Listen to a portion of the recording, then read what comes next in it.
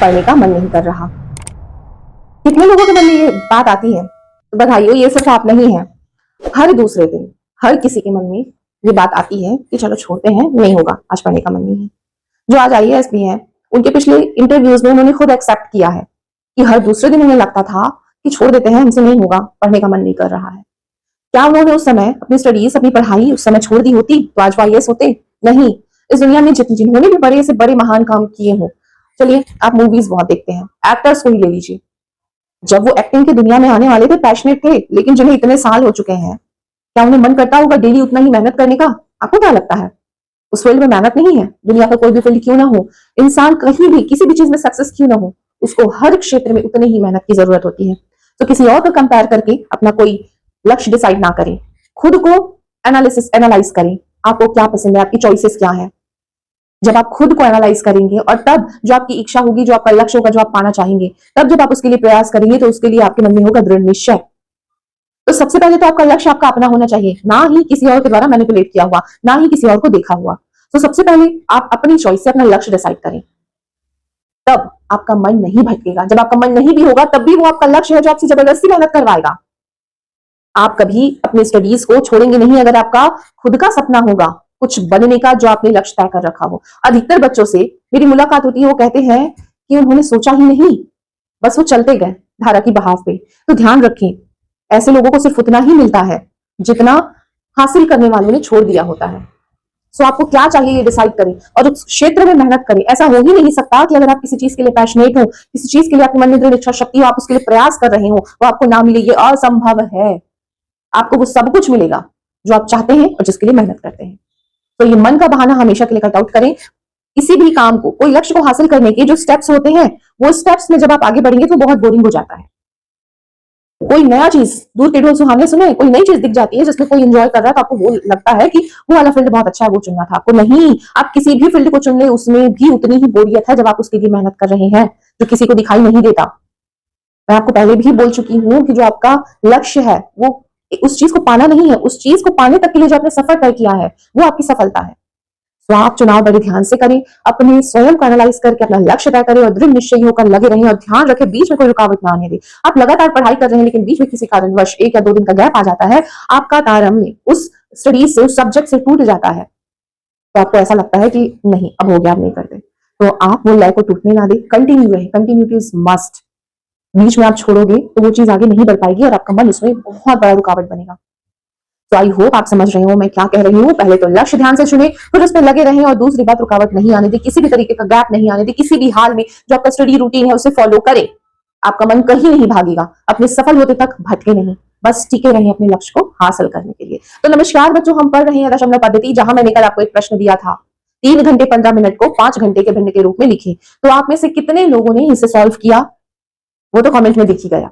चलिए मैं आपको आगे इसका उत्तर सॉल्व करके बताती हूँ।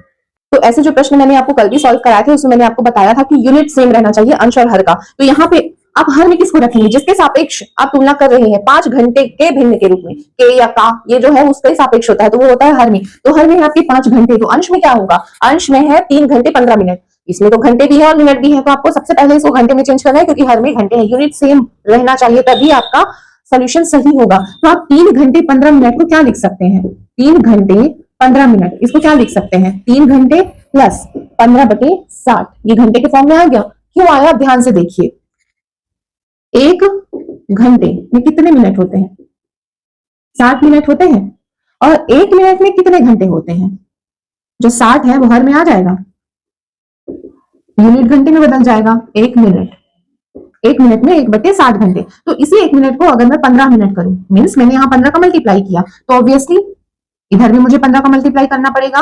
तो 15 मिनट में कितने घंटे हो रहे हैं, 15/60 घंटे हो रहे हैं। तो यहां से आप 15 मिनट को घंटे में अगर लिखना है तो 15/60 लिख सकते हैं, जो मैंने यहां लिखा।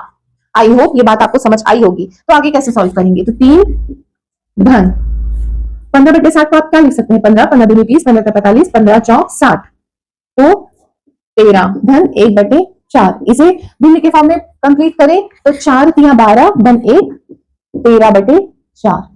तो आप 3 घंटे 15 मिनट को क्या लिख सकते हैं, 13/4 घंटे। ये बात आपको समझ में आई। अब आपको अंश का तो मिल गया, अब नीचे हर में क्या आएगा, 13/4/5। 3 घंटे 15 मिनट को 5 घंटे के भिन्न के रूप में लिखिए। तो ये आपका इक्वेशन मिलेगा, बस आपको इसको सॉल्व करना है, आंसर आपके सामने होगा। 13/4 गुणित 5, 13/20। 3 घंटे 15 मिनट को 5 घंटे के भिन्न के रूप में लिखे, तो ये है उसका आंसर 13/20। अगर समझ आया है तो कमेंट में यस जरूर लिख कर जाएं। आगे देखते हैं कैसा प्रश्न मिलता है। तो एग्जाम में आपको ऐसे प्रश्न भी जरूर देखने को मिलेंगे जो देखने में तो बहुत कठिन लगते हैं लेकिन सॉल्व करने में उतने ही सरल। तो प्रश्न क्या है, ए बी सी और डी ऐसे पूर्णांक है कि, ये एक शर्त दी हुई है, ये एक इक्वेशन दिया हुआ है। 29/136 बराबर 1/a, a plus 1/b plus 3/c plus 1 minus 2/5। तो आपको इसे सॉल्व करना है जिससे आपको ए बी सी डी का आंसर मिलेगा और उस ए बी सी डी को आपको इसमें रखना है और आंसर लेके आना है। बहुत ही सिंपल है। तो सबसे पहले आप 29/136 को ऐसे तोड़ेंगे कि वो इस फॉर्म में आ जाए। कैसे आएगा देखते हैं। तो 29/136 है, इसे आप क्या लिख सकते हैं, 1/136/29 लिख सकते हैं। अब अगर इसे आप सही बटे के फॉर्म में लिखें तो सबसे पहले इसे 29 को 30 मान लें। तो 30 का गुणा किससे करेंगे कि ये 136 के आसपास पहुंचेगा। 3 का गुणा 4 बार करेंगे तो 3 चौक 12 और 3 30 है, इसीलिए 12 क्या हो गया 120। तो आप 4 का गुणा करेंगे तो 136 के आसपास आप पहुंच रहे हैं। कैसे, 29 का गुणा 4 बार करो तो 4 दुनिया 36, हाथ में आई 3, 4 दुनिया 9 10 11, 116 हुआ। चाहिए क्या 136, माइनस करो, 6 में से 6 शून्य, 3 में से 1 2, 1 में से 1 0। तो यहां आपको क्या मिला, 136/29 को सही बटे के फॉर्म में आपने क्या लिखा, 4 धन 20/29। समझ आई बात। आपको किसी ऐसे का गुणा 29 से करना है और कुछ ऐसा जोड़ना है कि वो 136/29 इस भिन्न के समान आंसर लाके दे सके, तो वो हमको मिलता है ये। अब यहाँ पे 4 धन 20/29 है, तो 20/29 को आप क्या लिख सकते हैं, अंश में अगर 1 ला दे तो 1/4 धन 1/29/20। इक्वेशन आपको ऐसे ही आगे लेके चलना है। ए का मान आपको मिल चुका है 4, बी का मान निकालना है। आगे बढ़ते हैं, 1/4 धन 1/, अब 20 में आपको किसी ऐसे का गुणा करना है जो आपको 29 तक ले जा सके। 1 का ही कर पाओगे, 20 एकम 20 और प्लस 9 करोगे तब आपको 29 मिलेगा। अगर 20 का गुणा 2 से कर दोगे तो वो तो 40 पहुंच जा रहा है, बहुत आगे चला जा रहा है। तो यहां से आपको क्या मिला, 20 एकम 20 और 9 29/20। आई होप इतनी ये बात आपको समझ आई होगी। अब इसके आगे चलते हैं। तो ए की वैल्यू क्या मिली है 4, बी की वैल्यू क्या मिली है 1। तो बी के बगल में आपको अंश में क्या देखने को मिल रहा है 3 और यहाँ है 9। अगर आप 9 को नीचे ले आएंगे तो यहाँ 1 बच जाएगा, 1 नहीं, हमें यहाँ क्या बचाना है 3 बचाना है। तो आगे सॉल्व कीजिए, 4 1/4 प्लस 1/1 प्लस 3 तिया 9 होता है, 3 तिया 9। तो आप एक 3 को ऊपर रहने दें अंश में और दूसरे 3 को 20 के नीचे ले आए। तो आपका ये इक्वेशन सेटिस्फाई हुआ। यहाँ अंश में 1 अंश में 1 अंश में 1 अंश में 3, बी के बगल में 3 आप लाने में कामयाब हुए। अब इसे आप आगे क्या लिख सकते हो, 1/4 प्लस 1/1 प्लस 3/, अब 20/3 को आप क्या लिखोगे, 20/3 को आप क्या लिख सकते हो, 3 छक्के 18 धन 2, 20/3 आ जाएगा। लेकिन हमें आगे चल के 5 भी चाहिए। तो अगर आप, दिखा रही हूं लिख के, अगर आप 20/3 को 3 छक्के 18 धन 2/3 लिखोगे तो आगे जाके क्वेश्चन खत्म हो जाएगा, आप यहां तक पहुंच ही नहीं पाओगे, ना ही यहाँ माइनस आएगा ना ही यहाँ 5 आएगा। तो आप 20/3 को क्या लिख सकते हो, लिख सकते हो 3 पंचे 15, 3 पंचे 15 धन 5/3। इस 20/3 को ये नहीं लिखना है, ये लिखना है। तो आप प्रश्न देख के सोल्यूशन करोगे, अपने मन से आगे बढ़ते नहीं जाना है। तो इस कारण मैं यहाँ 20/3 है उसको क्या लिखूंगी, 5 धन 5/3। समझ आई बात। तो अब इसे आप आगे क्या लिख सकते हैं, 1/4 धन 1/1 धन 3/5 धन, यहाँ पे 5 धन 1 है यानी अंश में फिर 1 आ रहा है, तो आप 5/3 को क्या लिखोगे, 1/3/5। आपको हर में 5 मिल गया। देखिए अब आपको ए का मान 4, बी का मान 1, सी का मान 5, अब डी का मान निकालना बाकी है। अब इसमें यहां से आपको डी का मान निकल जाएगा, ध्यान रखें यहाँ माइनस है।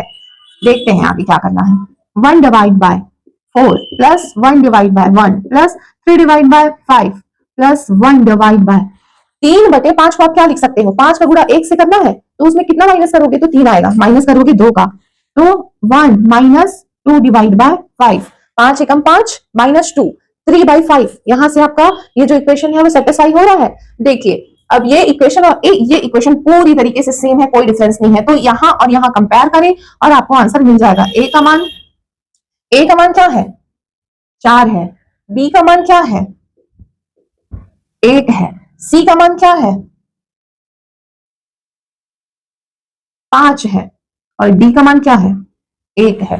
तो अब जब आप इस एबीसीडी की वैल्यू यहां पे रखेंगे तो आपको उत्तर क्या मिलेगा? 5 मीन्स 5 गुणित 4। बी का मान क्या है? 1, तो 2 गुणित 1 प्लस सी का मान क्या है? 5 है। यहां प्लस नहीं माइनस है। -4 इंटू 5 प्लस डी का मान क्या है? 1 है। आप इसे आगे सॉल्व करें। 5a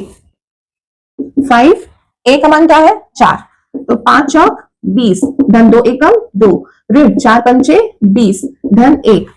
ये +20 -20, इस 20 में से ये 20 क्या हुआ? घट गया। तो बचा क्या? 2 और 1 3।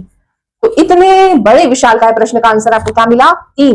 तो क्या ये प्रश्न कठिन था? बिल्कुल नहीं। हो सकता है कुछ बच्चों को ये बहुत लैंदी लग रहा हो क्योंकि ये पहली बार इस ऐसे प्रश्न को सॉल्व कर रहे हो, लेकिन आप प्रैक्टिस करें। जब आप सभी क्वेश्चंस पे, मैथ्स के सभी क्वेश्चंस पे प्रैक्टिस करते जाएंगे तो ये प्रश्न आपको बहुत सरल लगेगा। ये जो अंश और हर है, जिसको सही बेटे के फॉर्म में लिखने का कॉन्सेप्ट है, ये पूरी तरीके से आपका क्लियर करके रख देगा।